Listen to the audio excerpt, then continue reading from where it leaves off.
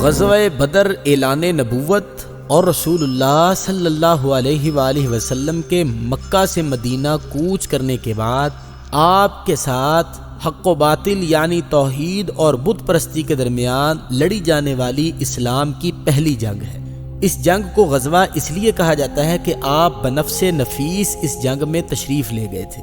یہ جنگ 17 رمضان المبارک 2 ہجری بمطابق 13 مارچ 624 عیسوی کو نبی برحق صلی اللہ علیہ وآلہ وسلم کی قیادت میں 313 بے سر و سامان توکل علی اللہ اور ایمان باللہ جیسی آہنی دفاعی ہتھیاروں سے لیس مسلمانوں اور ابو جہل کی قیادت میں 1000 گھڑ سوار اور شتر سوار مسلح اور جنگجو سرداران عرب قبیلہ کے درمیان مدینہ منورہ سے تقریباً 80 میل دور بدر نامی مقام پر ہوئی۔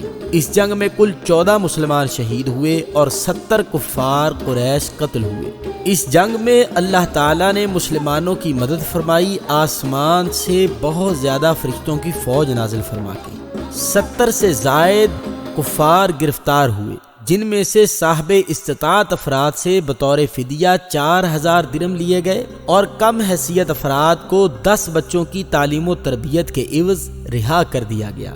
کچھ قیدی مسلمانوں کے اس شاندار اخلاق سے اس قدر متاثر ہوئے کہ انہوں نے خود ہی رسول اللہ صلی اللہ علیہ وآلہ وسلم کے ہاتھ پر اسلام کی بیعت کر لی۔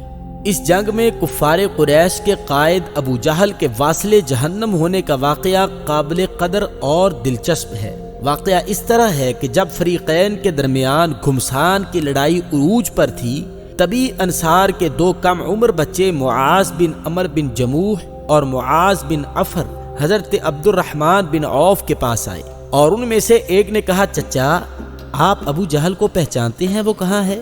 ہم نے سنا ہے کہ وہ رسول اللہ صلی اللہ علیہ وآلہ وسلم کی شان میں گالیاں بکتا ہے۔ اس پاک ذات کی قسم جس کے قبضے میں میری جان ہے، اگر میں اس کو دیکھ لوں تو اس وقت تک اس سے جدا نہ ہوں گا جب تک وہ مر نہ جائے یا میں شہید نہ ہو جاؤں۔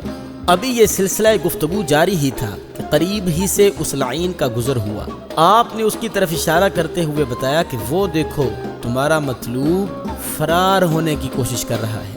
اشارہ پا کر ان دونوں بچوں نے اسے گرفت میں لینے کے ارادے سے اس کے گھوڑے پر حملہ کیا اور اسے نیچے گرا لیا۔ قریب تھا کہ وہ عبرتناک موت سے سرفراز ہوتا کہ اچانک اسی وقت ابو جہل کا لڑکا اکرمہ بن ابی جہل نمودار ہوا اور اس نے معاذ بن عمر کے کندھے پر ایسا وار کیا کہ بازو لٹکنے لگا۔ باہمت نوجوان نے بازو کو رستے میں حائل ہوتے دیکھا تو پاؤں کے نیچے لے کر اسے الگ کر دیا اور ایک ہی ہاتھ سے اپنے شکار پر حملہ کر دیا، اور اس طرح انہوں نے ابو جہل کو ٹھنڈا کر دیا اور عبداللہ بن مسعود نے اس کا سر تن سے جدا کر دیا۔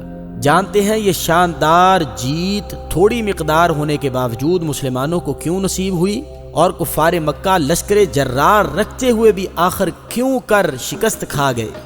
بس اس لیے کہ کافروں کی نخوت، غرور، تکبر کے مقابلے میں مسلمانوں کو اپنے ظاہری اسباب، اپنی آہنی تلوار اور دفاعی زرہ بکتر سے زیادہ اللہ کی ذات، اس کی مدد اور رسول اللہ صلی اللہ علیہ وسلم کے ارشاد حق پر بھروسہ تھا، جس کی وجہ سے وہ کامیابی سے ہمکنار ہوئے۔